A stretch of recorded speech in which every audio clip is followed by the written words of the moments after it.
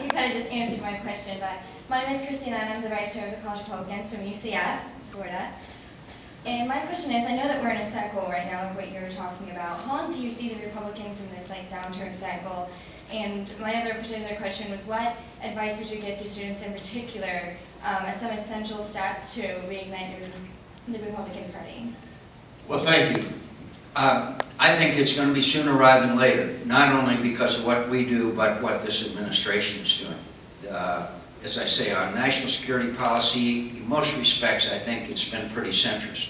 On economic policy, I think it has been extremely far left, far out of step with the views and feelings of most Americans. You cannot spend money the way we are spending, my friends, without having inflation and having to print money. That's the greatest enemy of middle-income Americans, okay? So I think that is going to be helpful to us. But we have to have the positive message on spending, on taxes, on families, on national security, on support for the men and women in the military. There's so many fundamental principles that we can't go back to practices, but we can go back to principles, apply them to the new challenges of the 21st century, and come up based with our fundamental beliefs and philosophies on a new agenda for the American people. We're going through a period right now of recovering from that electoral loss. Look, we had a great budget proposal as an alternative to the president's budget. We did have an alternative to the stimulus package.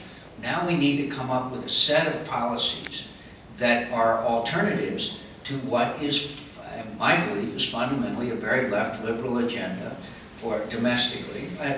This issue of health care, we intend to make it one heck of a fight that we do not want the government to take over your health care in America. We do not want to have a situation such as in Canada and England, where if someone needs a routine operation, they wait 6 or 7 months. Or if they're too old and they need an operation, they may not even get it. We don't ration health care in America.